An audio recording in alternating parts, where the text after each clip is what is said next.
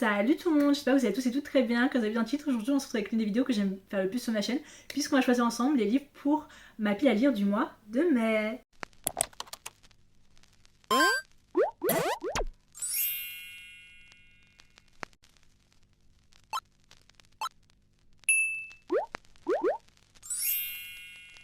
Ça fait, en tout cas pour moi, ça fait très très longtemps qu'on s'est pas vu.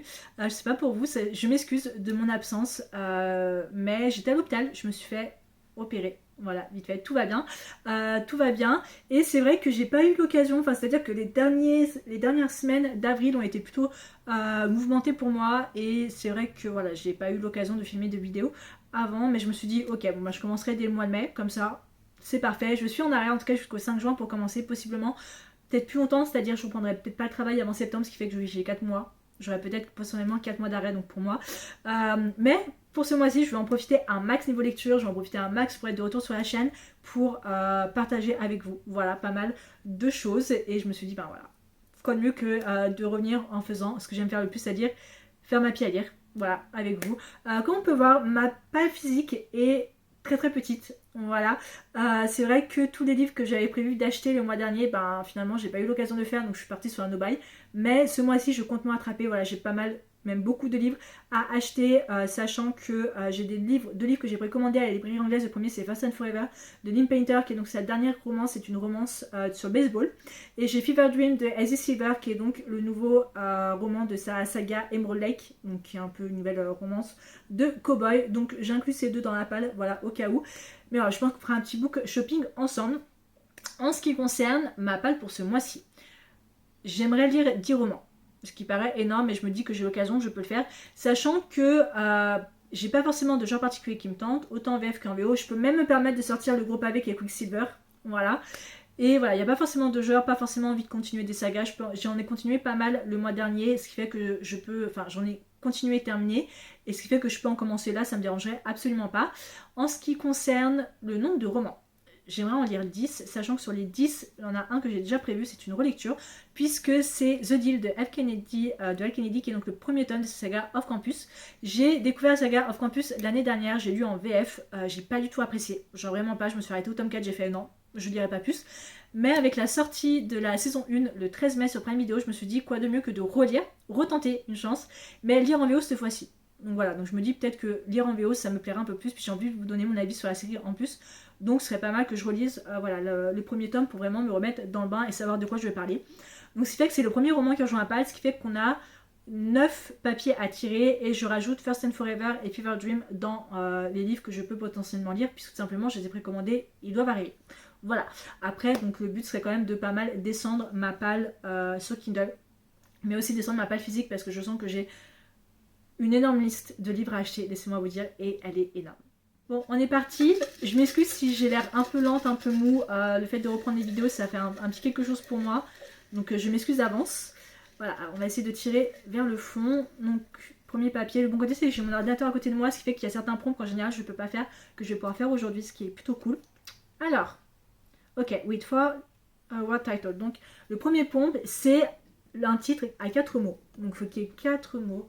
Donc 1, 2, 3, 4. Donc on peut faire Across the Vanishing Sky. Excusez-moi, de Catherine Coyle. 1, 2, 3, Bodyguard à faire. 2, 2, 1, ok.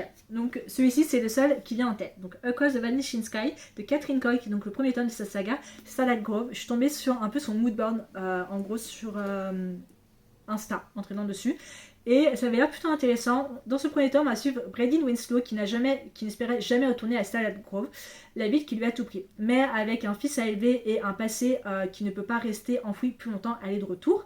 Et elle est déterminée à découvrir ce qui est arrivé, ce qui est vraiment arrivé, pourquoi sa meilleure amie a vraiment disparu. Enfin, la disparition de sa meilleure amie.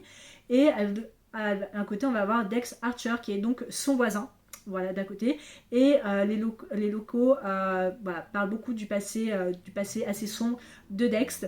Mais Brie, elle, à côté, elle voit juste un homme à travers ses cicatrices, c'est-à-dire loyal, gentil, attentionné et qui est prêt à tout pour la protéger des dangers qui arrivent. Parce que quelqu'un n'est vraiment pas content que Brie, en gros, va dire cherche ce qui est arrivé un peu à sa meilleure amie et Dex va tout faire pour essayer de la protéger. C'est une romance contemporaine, un peu thriller, mystère, Voilà, et ça a l'air plutôt intéressant. Je sais que Dex a des frères, c'est pour ça que j'ai pris, parce que c'est centré sur chaque frère. Donc ça peut être vachement intéressant et ça peut changer un peu de ce que j'ai l'habitude de lire. Alors je sais pas s'il y a des trigger warnings, pas forcément, mais écoutez, pourquoi pas. Ça peut être assez intéressant. Donc premier roman que je rejoins à Pâle, c'est Across the Vanishing Sky de Catherine Coyle. Deuxième prompt, hop. C'est celui-ci et ça va être un New Kindle, donc un livre sur ma Kindle, super. Donc je vais pouvoir prendre ce que je veux et j'aimerais beaucoup retenter la poésie. J'avais tenté la poésie, vous savez, en mars et ça m'avait pas du tout plu. Et là, celui que j'ai, c'est Sea of Stranger de Langleaf. Et pourquoi pas retenter la poésie. En vrai, ça peut être cool, puis ça se lit très très rapidement en plus, vu que c'est en prose et c'est de la poésie, tout simplement. Et comme j'ai dit, je cherche un peu à sortir de ma zone de confort cette année. Donc ça peut être assez cool, donc je pense qu'on va faire ça. Et puis, oui, voilà. Franchement, ça peut se lire très très rapidement, donc c'est assez cool si j'ai pas forcément envie de me prendre la tête niveau lecture. Donc, deuxième roman qui rejoint la palle, c'est Sea of Stranger de Langleaf. Troisième prompt, on est parti.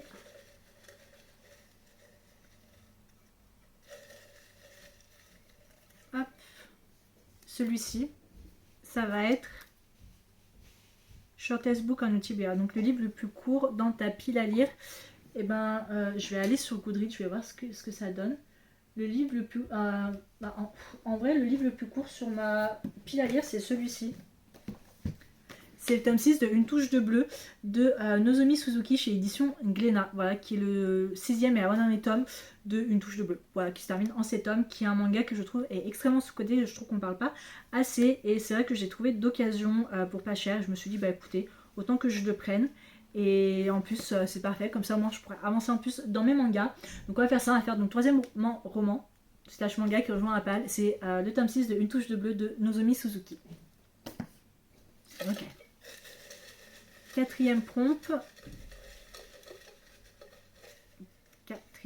ça va être celui-ci. Il est tout petit. Yellow Undercover, donc il faut qu'il y ait du jaune sur la couverture. Je suis pas sûre qu'il y ait de jaune. Ma Kindle c'est tout en noir et blanc, donc laissez-moi faire un tour sur Goodreads et puis je reviendrai vers vous. J'ai trouvé, on va lire du Freda McFadden parce que ça fait longtemps, bien évidemment. On va lire Do Not Disturb. Voilà, je sais pas trop de quoi ça parle. En général, vous savez que je pars vraiment à l'aveugle quand j'ai du Freda McFadden. Donc ça peut être plutôt cool. Les derniers romans que j'ai lus d'elle m'ont plutôt déçu. J'admets que j'ai pas réussi à retrouver cette sensation que j'avais trouvée avec La femme de ménage et avec La psy. Mais écoutez, je désespère pas. Voilà, c'est quand même des bons romans qu'elle écrit, juste j'ai pas réussi à retrouver mon coup de cœur. Donc à voir ce que celui-ci peut donner. Donc 1, 2, 3, quatrième roman qui rejoint ma palle, c'est Do Not Disturb de Freda McFadden. Cinquième prompt, ça va être... Hop, il y en a deux, celui-ci. New Release This Month. Ouh, parfait. Donc, un livre qui sort ce mois-ci. Ça tombe bien parce que j'ai devant moi la liste des livres en français qui sortent que j'ai envie de lire. Et il y en a beaucoup. Oh là là, il y en a beaucoup.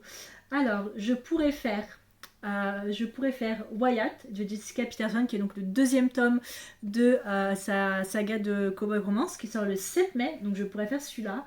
Sinon, je pourrais faire donc Unsteady de... Peyton Corinne que j'attends depuis un petit moment déjà et j'attends la couverture qui sort le 20 mai. Sinon je peux faire Tie and Zane qui sort le 25, Donjons et Drama qui sort le 28 ou Fuel de Fire de Krista Beccarici, mais il me manque Addicted After All. Donc je pense qu'on va choisir Wyatt de Jessica Peterson parce que j'ai tellement hâte de le dire. Genre vraiment je pense que Jessica Peterson peut potentiellement détrôner Elsie Silver en matière de romance cowboy. J'avais vraiment beaucoup adoré le tome 1 et là c'est un tome 2 et en plus c'est des romans qui coûtent pas cher, donc c'est chez 2 Saxus, hein, c'est Saxus Romance, donc voilà, donc on va faire ça. Donc 5ème, 1, 2, 3, 4, 5, 5ème roman qui rejoint à Pâle, c'est Wyatt de Jessica Peterson. 6ème prompt, on est parti. Hop.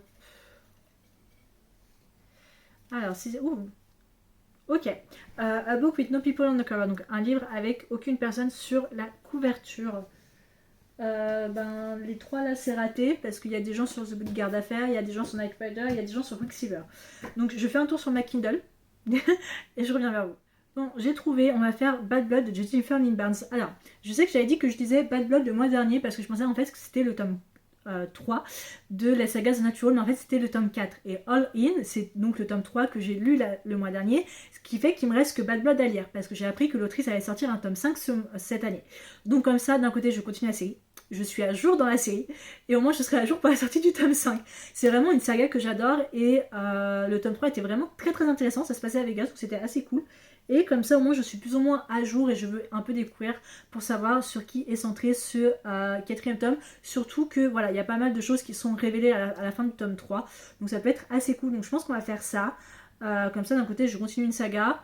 Je suis à jour et c'est parfait. Donc je vais dire, donc, le 6e roman que je me rappelle, c'est Bad Blood de Jennifer Lynn Barnes.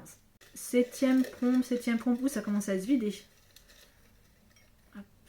7e pompe, ça va être Romantasy, big romantasy. Et ben, de toute façon, il faut que je sorte. Si c'est pas maintenant, ce sera jamais. Quicksilver de Cali Art. Oh là là, le beau bébé, il fait même plus de 700 pages. Ah non, même pas. 500 pages et quelques. Oh, franchement, si je suis capable de lire 2 romans de 760 pages, je suis capable de lire Quicksilver. Voilà, même si j'ai assez peur, je vais pas vous mentir. Mais bon, je pense que c'est le bon moment pour moi, le fait d'être en arrêt, de vraiment découvrir Quicksilver et de voir la hype qu'il y a à côté. Je pars sans me dire que je vais adorer le roman. Voilà. Si je pars du principe que je vais adorer si tout le monde a beaucoup aimé, voilà, j'ai peur d'avoir de grosses attentes et d'être déçue. Donc je vais partir vraiment à l'inconnu en me disant, ça peut potentiellement me plaire. Est-ce que je vais aimer? Je ne sais pas. Donc voilà, j'ai très très hâte. Je vais pas les résumer parce que j'ai peu qu'un souvenir. Je pense que je vais partir à l'inconnu avec Quicksilver. Voilà, mais il est temps que je sorte. De toute façon, si je sortirai pas maintenant, je sortirai jamais. Donc puis c'est parfait. C'est parfait, c'est le bon moment. Donc il faudra vraiment que je prenne le temps de le lire. Je pense que je le lirai potentiellement après Off Campus, après The Deed, parce que voilà, The Deed c'est ma priorité pour ce mois-ci. Mais voilà, je pense que voilà, faut que je sois avant en tout cas. Donc, 7e roman qui rejoint la palle, c'est enfin Quicksilver de Cali Art. Dis donc, heureusement que je passe faire du book shopping ce mois-ci, hein, parce que tout ce qu'il y a. Allez, 8e et avant-dernier, papier. Je sais pas pour vous, moi ça fait 21 minutes que je filme. J'espère que ça fera moins en tout cas en vidéo. On va prendre celui-là. Ok, with a weapon on the cover, donc avec une arme sur la couverture. Je fais un tour sur ma Kindle et je reviens vers vous. Bah, vous savez quoi, entre toute attente, j'ai réussi à trouver 2-3 couvertures où il y avait une arme dessus. Et, mais c'est des romans ou c'est des suites de sagas. Et voilà, j'ai déjà assez de suites de sagas comme ça. Mais je vais lire Zombie Rom-Com de Olivia Dade. Olivia Dade, c'est une autrice de romance contemporaine que j'avais beaucoup appréciée il y a quelques années. Et après, j'ai complètement arrêté de lire ses romans. Mais voilà, je crois, on est dans une convention, il y a des zombies qui attaquent et donc il y a 2 personnes qui doivent se défendre et il y en a un qui a une épée et l'autre elle a une hache. Ça, en fait, je veux partir du principe que ça peut être assez marrant et assez cool à lire, genre une romance contemporaine, je pense avec un petit peu d'humour à côté et des zombies. C'est littéralement le genre de film que j'ai déjà vu au moins 36 000 fois, mais que j'adore, donc je pense que ça peut être assez cool. Donc en plus c'est un one shot, ce qui fait que c'est pas un nouveau tome ou une suite de saga, donc c'est cool. Donc on va faire ça. Donc 1, 2, 3, 4, 5, 6, 7, 8. 8e roman que rejoint la palle, c'est Zombie Rom-Com de Olivia Dade. 9e et dernier pompe, il faut que ce soit un bon. Alors, hop, celui-ci. A couple on the cover, un couple sur la couverture. Ok, et ben... Knight Rider ou The Bodyguard à faire. Premier tome de saga, one shot. Je pars sur un one shot, voilà, très clairement, parce que j'ai déjà beaucoup de suites de sagas à lire. Et puis des fois, lire les one shots, c'est tout aussi bien, comme ça évite de continuer et de racheter. Je pense que je vais donc choisir The Bodyguard à faire de Emily. Et dans ce roman, on suit Andy Ziegler qui vit une double vie. Le jour, elle est un peu l'assistante personnelle de la femme du Prime Minister du Canada. Et la nuit, en gros, elle écrit des romans de romance, voilà, un peu olé olé sous un autre nom de plume. Mais lorsque son livre Assist The Prime Minister Enemy devient un best-seller, il y a des rumeurs comme quoi en fait c'est basé sur elle et sur le Prime Minister. Ça commence vraiment à partir hors de contrôle. arrive Nolan Crosby qui est donc le nouveau bodyguard du Prime Minister, et il se trouve aussi que c'est un peu le coup d'un soir de Andy d'il y a 3 ans, et donc ensuite on va suivre un peu la romance entre les deux. Ça peut être vachement intéressant, et voilà, pour ma part en tout cas il y a même B.K. Morrison qui a fait un blurb, et j'adore B.K. Morrison, donc c'est parfait. Et comme j'ai dit, c'est un one shot, donc voilà. Et Emilia, elle a sorti un roman là récemment en français qui s'appelle Woke Up Like This, qui aussi faisait assez envie. Donc voilà, ça peut être assez cool. Donc, 9e et dernier roman que je vous rappelle, c'est The Bodyguard Affair de Emilia. Donc voilà, si on fait le point sur les 10 romans que je compte lire ce mois-ci, on a Voyage de Jessica Peterson, The Deal de Elle Kennedy, Bad Blood de Jennifer Lynn Barnes, Sea of Stranger de Lang Lift, j'ai Do Not Disturb de Freda McFadden, Zombie Rom-Com de Olivia Dade, Across the Vanishing Sky de Catherine Coyle, Une touche de bleu de Nozomi Suzuki, Quicksilver de Kelly Arts, et enfin The Bodyguard Affair de Emilia. Donc voilà, c'était tout pour ma pile à lire du mois de mai. On peut voir que j'en suis réduit à un seul livre. Vous en faites pas, hein, je pense que je ferai un petit book shopping peut-être la semaine prochaine ou dans 2 semaines quand j'irai un peu mieux. Dans tous les cas, j'espère vraiment que la vidéo vous a plu. Je suis très contente en tout cas de vous retrouver. S'il y a certains de ces romans que vous avez lus, dites-le moi en commentaire. Est-ce que ça vaut le coup que je commence plus par-ci ou par-là? Voilà, si vous avez... J'hésitais à faire un petit reading blog sur moi qui découvre Quicksilver, mais bon... À voir, voilà, à voir très clairement. En tout cas, j'ai pas mal d'idées de vidéos, j'ai très hâte de vous retrouver. J'avais envie de faire passer de mes lectures d'avril à un bilan culturel où je vous parlais aussi des films et séries que j'avais vus en plus. Donc dites-vous moi si vous avez envie que je vous fasse un tout genre film, série et livre, ou si vous avez juste envie que je vous parle que de mes lectures du mois de mai. Dans tous les cas, j'espère vraiment que la vidéo vous a plu et je vous retrouve la prochaine fois pour une prochaine vidéo qui sera sûrement mes lectures d'avril. Ciao!